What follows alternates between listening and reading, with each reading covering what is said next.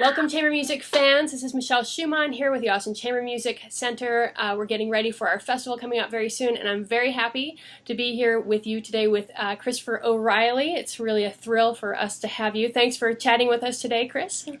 Very much looking forward to getting down there. Yeah, it's going to be a ton of fun, and I'm really happy that you could make the time to chat with us today. I've long admired you as a pianist. I'm a pianist myself, and I've known about your artistry for a long time. And I think probably a lot of audiences learned about you through From the Top. I know that many of our audiences know about you from that fantastic show. And I love what you do with these kids. Of course, they're uber talented, which is always an amazing thing to see. But you really present them in a light that shows them kind of as kids. It kind of shows their quirks and their personalities. And you yourself, as an artist, kind of make yourself vulnerable in that way. You kind of poke fun at yourself sometimes. And I think what's kind of interesting is that in the past, artists used to be kind of untouchable. They were put on this pedestal, and there wasn't very much audience interaction with artists. And I think that has changed a lot over the years. And I wanted to kind of ask you how you think that's grown and why that's grown, and why it's a good thing for artists to be more accessible to their audiences.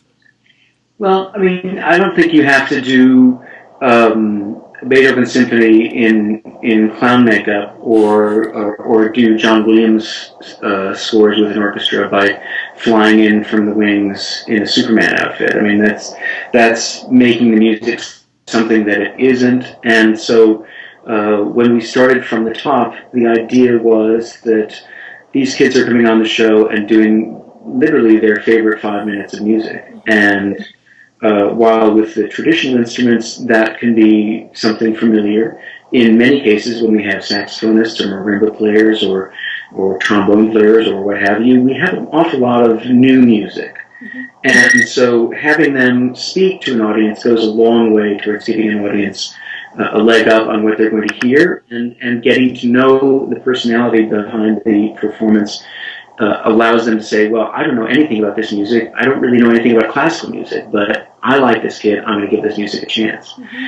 And that's been really standard policy since, Jack Parr and Johnny Carson, because even though it doesn't take a rocket scientist to tell you how the new Avengers film works, it's self-evident. We still want to see and talk to, by proxy, Robert Downey Jr. to see how he's doing, to understand that he's a performer just like us, only different. Mm-hmm. I think that goes a long way to the proselytization of classical music, to have these kids as the best emissaries, not as people who, yes, I agree, a lot of classical artists in particular, and pop artists too, tend to cultivate that sense of aloofness and disconnection with their audience, and that accounts for a certain amount of mystique.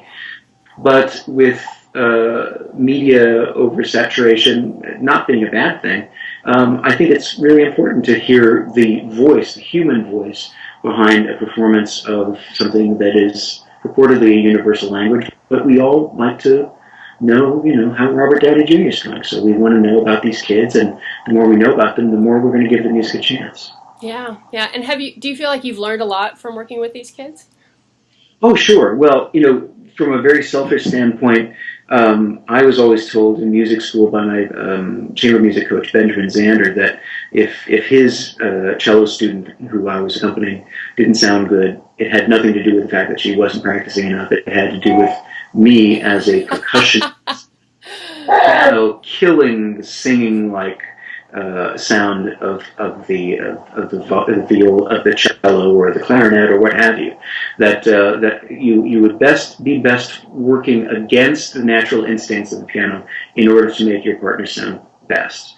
And so it has always been a challenge to me, and always been, well, I think it also goes back to my jazz years, the idea of allowing yourself to be open to the situation and to react not based on habits or ideas of metronomic time or ideas even of my own personal time and rubato, but to allow oneself to be open to the situation and to make the best, to make the best suit on on your partner. Really make it fit, really make it absolutely fit and make them sound their best. So yes, in a very selfish way, every time I collaborate with one of our young artists, it's adding to my own personal musical vocabulary. They have come to these shows with a fully inhabited performance by a very compelling, musical intellect and personality. And it's an amazing experience, and to be able to really be open to that experience and truly to make them feel that they can do anything is a very nice experience for me and the audience. I think the amazing thing about about young pianists is oftentimes they're so isolated, and they are in their practice room, they're by themselves. And it's really the collaboration and chamber music that can allow them to explore so many things. If a pianist works with a singer, all of a sudden a pianist learns how to sing on their instrument. If they work with a bassoonist, they learn about that kind of reedy sound, and all of a sudden the possibilities for color and texture on the instrument really come alive in a way. And I kind of love what you just said about it allows you for more response even with yourself. So that, we have two hands, that can be a form of chamber music even with ourselves. And I think that's one of the great things about collaboration. Absolutely. And as you say, pianists are rather isolated. My only real happy time musically was being at Tanglewood, where even though pianists were, sort of a separate entity and a community unto themselves, we had the opportunity of music, doing contemporary music, playing with the orchestra, within the orchestra. And that sense of community is also something that we really try to celebrate it from the top. There are several musical circumstances where we're not dealing with necessarily professional musicians to be. The community choruses now and again can not only be, again, the experience of music, of making music, and participating in something greater than oneself. So it's not playing a Mendelssohn concerto, but it is being a part of a multicellular entity that is really reaching for extraordinary excellence. So the sense of giving to something larger than oneself, that sense of community, that sense of pursuit of excellence among one's peers, is something that kids get a lot of, and communities at large have seen fit to find important in sports. So it is to say, the message given to these kids in a sports situation and in a musical situation is that if I try hard, I can do anything. And that's one of the main messages from the top, because we're not all just proselytizing to bring more violists into the world. We're also proselytizing on behalf of the transformative power of music and the universality of in particular, of classical music. And the fact that it's been around for hundreds of years is not just because we have kept dusting it off. It's because it holds great emotional and philosophical and spiritual power. And it does to these kids, even if they don't have presuppositions of being opera stars in their later teens, etc. It really becomes a part of their lives that they could not do well without. I do think the general impression of the audience is that unless you know everything about the names, dates, and places of the composers, we don't want you in the audience. And if you're going to clap in the wrong place, oh God, heaven forbid, we don't want you around. So I think these kids go a long way towards getting the message across that this is really great stuff, and I love it, and I love it in addition to laser tag and hip-hop and soccer and doing a one-woman presentation on Israeli immigration, whatever. All these kids have different interests, and that's the other thing that is so incredible, because every show, some conglomeration of listeners will gravitate to one particular guest. And so it is in our best interest, in everybody's best interest, to not have an agenda about we only have funny kids on the show, or if they're going to do one-word answers. No, it's a question of really presenting them in their own best light. The material that we've gleaned from exhaustive pre-interviews with them, and deciding whether we should speak to them one-on-one or talk to their swim team about, how do you feel when, he's got to miss a meet because he's at competition, or she's out of town doing this, or going to a summer music camp, etc. It really just depends on how best we can illuminate their their personalities, and that allows an audience to react, wholeheartedly and integrally. Yeah, and I just think that it has helped to make such a huge shift in how people see artists, whether they're young artists or whether they're people in the middle of their artistic careers, and I think it's just a great thing. And I think the other thing that is changing more and more in music, that is making classical music more accessible to audiences, allowing for greater audiences, younger audiences, a more diverse audience, is the idea of intermingling different genres. And you are a wizard of many genres, from classical to romantic to contemporary, and of course with infusing pop and rock into your own arrangements as well. How do you think having that diversity of artistry has, or diversity of genre and repertoire, has it informed your artistry? Well, I play what I like, and I happen to like a lot of different things. And a lot of the kids who are on the show, have questions about how they're going to literally work in the outside world in music. And a lot of them think that, well, I used to do a fair amount of folk rock. I had a touring band for a while, but now I'm serious about my music, and so maybe I should just do that. And I agree. I mean, I think school is the time to get the best and the truest information you can. When I approached Billy Taylor as a youngster who was playing jazz and asked for advice, he said, "Stick with your classical studies. There is no better platform from which to gain great amounts of information." That being said, one's passions can lead one to audio production, or, as you say, different genres. And then I encourage the kids, to really follow their heart, because there is no more of a template of classical world anymore. It's not that the next person who plays the fastest octave is going to be on top of the heap. What will set these people apart, and also in the world in which orchestras are no longer being seen as integral community presences, which is a real shame. These kids are growing up in a situation where they are their own best ambassadors, that they will tell the audience, that they will inform the audience and engage the audience to make their own particular performance a compelling and a necessary thing. So yeah, we've had kids on the show, a saxophonist who also played cello, who's now beatboxing and carrying the bass lines of the Pentatonics a cappella group. Another violist on the show went out to LA to study at USC and was playing session work, and also then was called by Matt Sharp, formerly of Weezer, and he's now the band leader of the Rentals, and now she's not only playing strings but is co-band leader in that one, and as well as Lauren Chipman is her name, has a thriving viola studio, is running outreach programs through the Colburn Institute in LA. It's not that one should seek diversity, but one should seek integrity with one's passions, and know that is a positive in the new world of professional music. Well, and I think that we see that more and more, which is a great thing with young artists. But I feel like you were a real pioneer in this, because we didn't see it so much before. How do you, how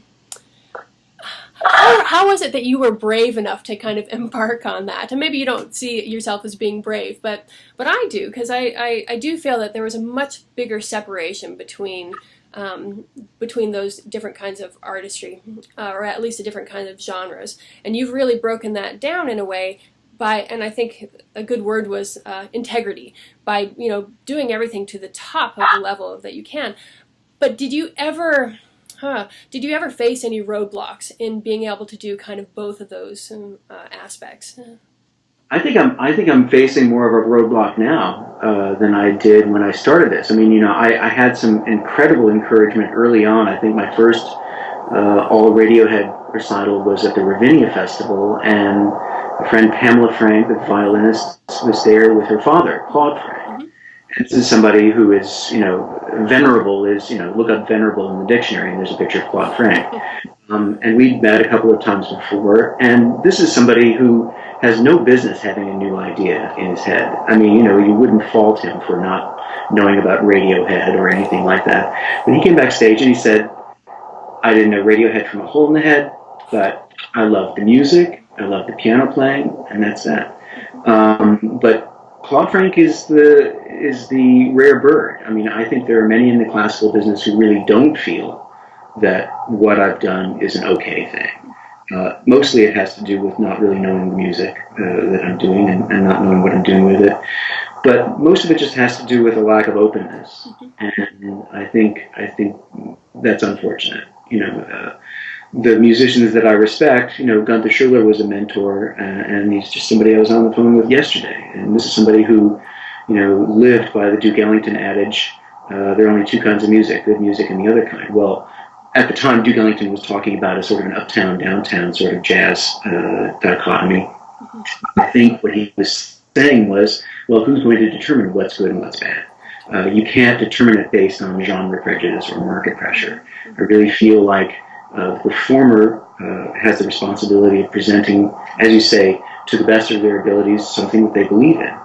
And I think audiences need to take responsibility for, again, coming to the concert experience without prejudice and without, turning up one's, rolling one's eyes when you see Elliott Smith on the program. But, a lot of people really don't feel like they want to give that kind of trust to the concert experience. And that's, I think, a very sad thing. Well, I think what you're going to love about Austin audiences is that they tend to be very open to these kinds of different kinds of collaborations. And Austin's just a great town for that. I know that everyone is very, very excited for you to be coming here with Matt Heimovitz. Can you talk a little bit about your collaboration with Matt? Well, Matt's one of the rare birds who, again, with me, likes an awful lot of music. And he does an awful lot of music well, really well. More so than I do. I mean, he's been touring with an Iranian singer for a while. He's been doing, klezmer concerts and all kinds of things that I just couldn't even, begin to do. And he does an incredible amount of contemporary music. So when we originally came together, it was a matter of finding classical repertoire that we wanted to play together, and that continues to expand even after our double record Shuffle Play Listen came out. New things came up. We're trying to format the concert in sort of we would have a sorbet course between Cocteau Twins and Janacek. There were those three pieces by Anton Webern, these just ephemeral, miniatures. And so we would play one of those in between these other sets as sort of palate cleansers. And then we found two pieces that Webern had written when he was like 16 years old or something. And they were unabashedly romantic, very, grand style, and still miniature. So then we made a Webern sandwich out of that. And I imagine we'll probably bring it to Austin because it's really a nice set of pieces. These beautiful sort of Strauss-like innocent and intimate sort of statements, and then these aphoristic modernist masterpieces in between. And so we've got our Webern sandwich there. So that evolved out of, just kind of, I heard about this, and here we've been trying this and this and this. So the format of the concert is constantly changing. One of the last pieces that we premiered, I think at one of our last concerts of last season, will most likely appear in Austin, and that was a great honor of having a piece by Philip Glass, The Orchard, made available to us.